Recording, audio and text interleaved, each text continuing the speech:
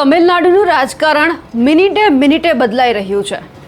સૌથી પહેલાં તો જ્યારે ચૂંટણી પૂરી થઈ એટલે વિજય થલાપતિને સૌથી પહેલાં એ સાબિત કરવાનું હતું કે તેમની સાથે કયા કયા ધારાસભ્ય છે અને કયા કયા પક્ષના, કારણ કે 118 એમને સભ્ય જોતા હતા। એ બધું પૂરું થયું, શપથ લેવામાં આવ્યા। એક નિર્ણય એ પણ કરવામાં આવ્યો કે એમના જે અંગત જ્યોતિષી છે તેમને મુખ્ય સલાહકાર તરીકે નીમવામાં આવ્યા। હજુ તો આ બધું ચાલી રહ્યું હતું, એમના 24 કલાકની અંદર એક નિર્ણય ફરી એકવાર લેવામાં આવ્યો કે જે એમના અંગત જ્યોતિષને જે આ પદ આપવામાં આવ્યું હતું એ વિજય થલાપતિએ પરત લઈ લીધું છે। હવે કોણે પ્રેશર કર્યું, કેમ કર્યું, તેમની ચર્ચા કરીએ। નમસ્કાર, આપ જોઈ રહ્યા છો નિર્ભય ન્યૂઝ અને હું છું આપની સાથે રિદ્ધિ।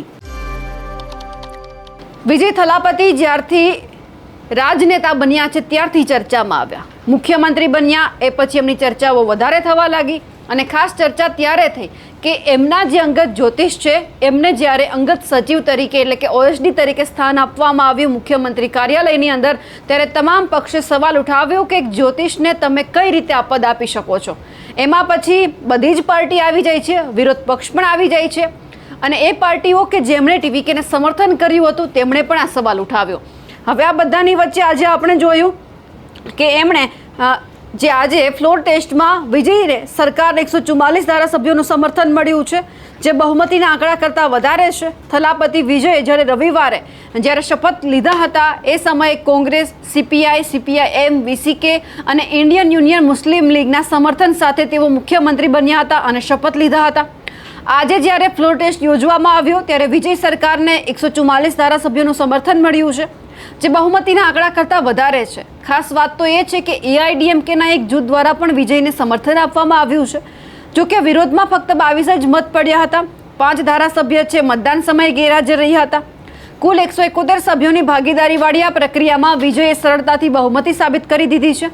સ્પષ્ટ બહુમતી તો મળી પણ સાથે સાથે ગઠબંધનનું એક પ્રેશર પણ તેમને માથે આવ્યું અને નિર્ણય લેવામાં આવ્યો કે અંગત જ્યોતિષી જે રિકી રાધન પંડિત છે એમને 24 કલાકની અંદર જ પદ પરથી દૂર કરવાનો। તમિલનાડુનું જે આ રાજકારણ છે મિનિટે બદલાઈ રહ્યું છે। ગઠબંધન ભાગીદારોના દબાણ હેઠળ તમિલનાડુના મુખ્યમંત્રી વિજય થલાપતિએ તેમના નવનિયુક્ત OSD જ્યોતિષ રિકી રાધન પંડિતને દૂર કરી દીધા છે। 24 કલાક પહેલા જ CM વિજય થલાપતિએ તેમને પોતાના અંગત સચિવ તરીકે નિયુક્ત કર્યા હતા અને હવે 24 કલાકમાં તેમને પદ પરથી દૂર કરી દેવામાં આવ્યા છે। જ્યોતિષ રિકી રાધન પંડિતે વિજય થલાપતિની જીતની આગાહી કરી હતી અને વિજય થલાપતિના શપથ ગ્રહણનો સમય પણ નક્કી કર્યો હતો।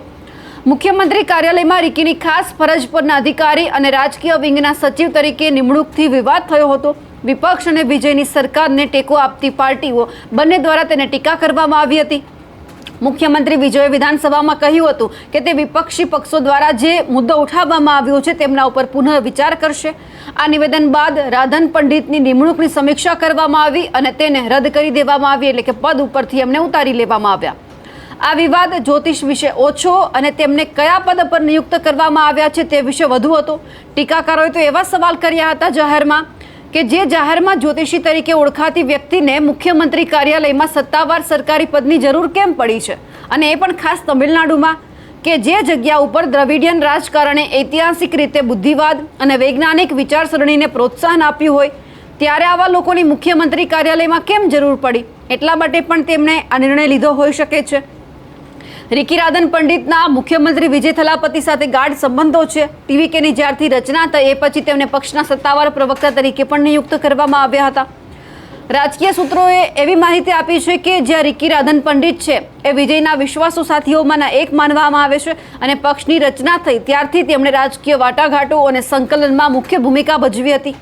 જ્યારે તમિલનાડુના રાજ્યપાલે વિજયના સરકાર બનાવવાના પ્રયાસને વારંવાર નકારી કાઢ્યું ને એ પછી વિજયને આખરે સરકાર બનાવવા માટે મંજૂરી આપવામાં આવી, ત્યારે શરૂઆતમાં ક્યાંક એવું નક્કી થયું હતું કે વિજય થલાપતિએ 10 મેના રોજ બપોરે 3:30 વાગે કે 3:45 વાગ્યાની આજુબાજુ શપથ ગ્રહણ સમારોહ યોજવાનો છે, પરંતુ જ્યાં રિકી રાધન પંડિત છે એમની સલાહ લેવામાં આવી અને સમય બદલવામાં આવ્યો, સવારે 10 વાગે કરવામાં આવ્યો। જે રિકી રાધન પંડિત છે તેમના રાજકીય કારકિર્દી દરમિયાન વિજયના સતત સલાહકાર રહ્યા હોવાનું પણ કહેવાય છે।